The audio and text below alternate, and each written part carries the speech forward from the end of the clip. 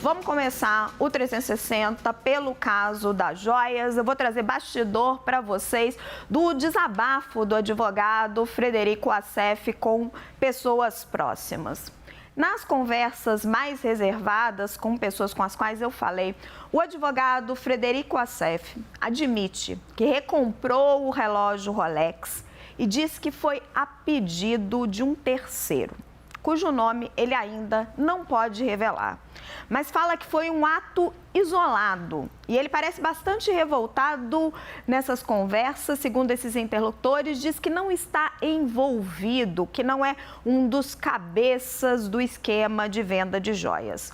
O Assef contou a esses interlocutores que estava em viagem pelos Estados Unidos quando recebeu um pedido deste amigo, dessa pessoa próxima, para trazer de volta ao Brasil o relógio que havia sido presenteado pelo rei da Arábia Saudita a Jair Bolsonaro enquanto era presidente.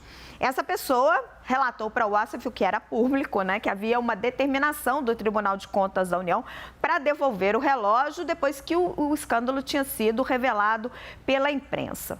Ontem, o Assef deu uma coletiva de imprensa, falou em público sobre esse assunto, onde ele negou que tinha trazido o relógio a pedido de Mauro Cid ou de seu pai, o general Mauro Lorena Cid, ou mesmo a pedido de Bolsonaro. Ele afirmou que foi uma iniciativa dele, que ia para devolver o patrimônio à União e ainda ironizou dizendo que o Brasil devia dinheiro para ele. Mas em conversas reservadas, o advogado admite que atendeu o pedido de um terceiro, mas diz que só vai revelar esse nome na hora certa.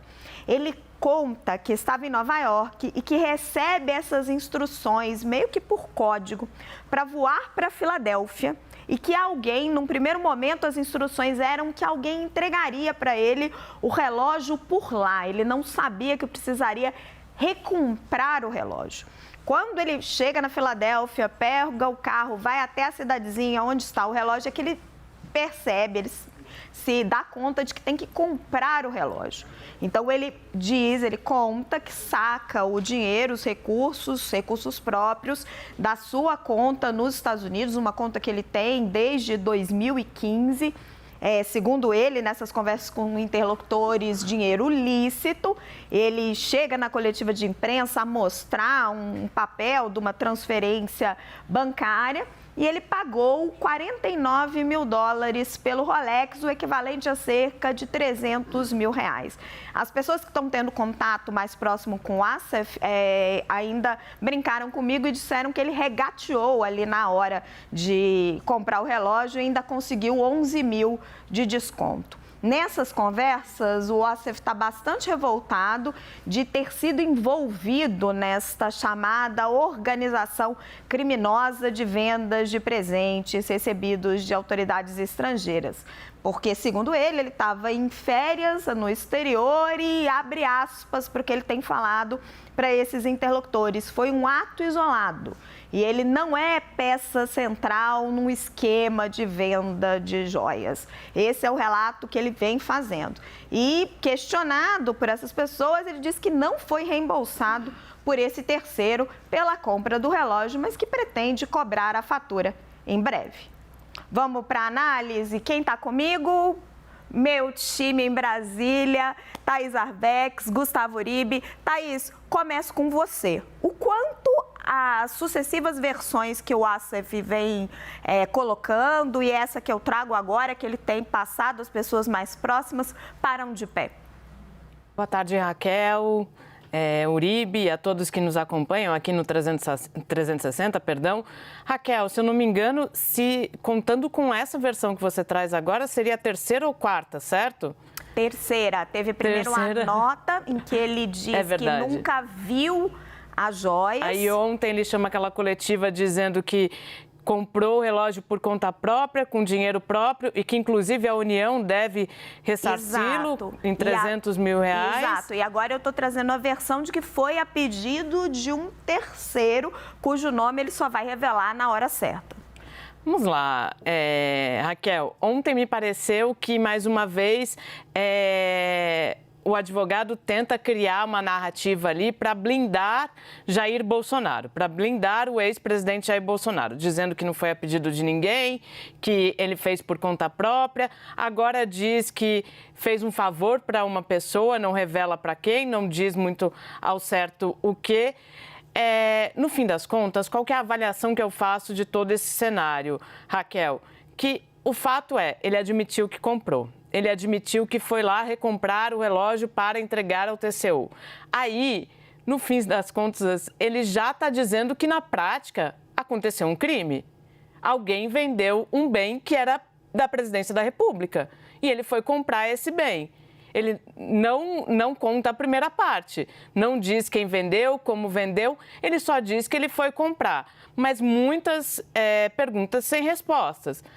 Como ele sabia que aquele relógio estava ali, como ele sabia que ele tinha que comprar, muitas coisas não encaixam, sabe, Raquel? Acho que, mais uma vez, o ASEF fica usando desse jeito um tanto quanto falastrão para tentar criar um argumento de defesa sólido que, no fim das contas, não deixe de lado o presidente Jair Bolsonaro ou seus auxiliares, mas ele deixa um monte de ponta solta, um monte de pergunta sem resposta, Raquel. Uribe, a Thaís está colocando que, olha, aconteceu um crime. O que é que se passou? Ele foi lá e recomprou um relógio. A versão que o ASEF dá para as pessoas próximas é que ele estava nos Estados Unidos, sob jurisdição estrangeira, que o judiciário brasileiro não teria nada a ver com isso. Isso aí, ponto, parágrafo, assim, o que ele está alegando. Mas a questão central que eu queria colocar para você é essa aparente revolta que ele demonstra, que, segundo ele fez um favor nessa questão do Rolex. Ele sabia que esse Rolex tinha sido revendido, ele sabia que o Tribunal de Contas da União queria esse relógio de volta, ele foi lá recomprar a pedido de alguém, mas ele parece muito revoltado, segundo me contaram as pessoas que estão próximas dele, com o fato de ter sido chamado de um dos pilares da organização criminosa, de ter sido colocado junto com o Mauro Cid, com o pai, como se ele participasse o tempo todo desta venda de presentes que a gente mostrou aqui, as evidências da Polícia Federal mostram, se tudo ficar comprovado, não aconteceu apenas uma vez. O que te parece isso?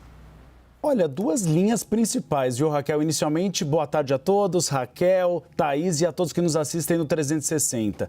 Inicialmente, há uma figura oculta, que é o mandante dos crimes que ocorreram em relação às joias. De um lado, Frederic Assef diz que uma figura oculta falou com ele para recomprar, então, o relógio. De outro lado, e a gente vai trazer na sequência, o advogado de Mauro Cid diz que uma figura oculta foi mandante de todo o processo. Neste momento, você tem duas figuras centrais do escândalo tentando dizer que não são mandantes, que cumpriram ordens, mas sem apontar o dedo para Jair Bolsonaro. É o que o Thais Arbex trouxe. É uma tentativa de limpar a imagem de Jair Bolsonaro. Agora, quem seria essa figura oculta? É isso que a Polícia Federal vai ter de ir adiante. E mais, gera muito desconforto, inclusive, conversando com alguns ex-assessores de Jair Bolsonaro, um ambiente que é formado de que Jair Bolsonaro não sabia o que aquelas pessoas que respondiam a ele faziam. Então, o advogado comprava o relógio de volta, mas Jair Bolsonaro não sabia. O ajudante de ordens ia para o exterior, em um voo, inclusive, da Presidência da República, vender joias, e Jair Bolsonaro não sabia. Já teve um ex-presidente da República também que não sabia de escândalos de corrupção no país. Então, acaba dando essa sensação de que Jair Bolsonaro não tinha controle sobre o próprio governo, porque os assessores e aliados dele tomavam decisões e ele nunca sabia de nada. Então, a gente coloca agora nas mãos da Polícia Federal para esclarecer quem é essa figura oculta, se é Jair Bolsonaro ou outro integrante, então, da ex-gestão à frente do Palácio do Planalto.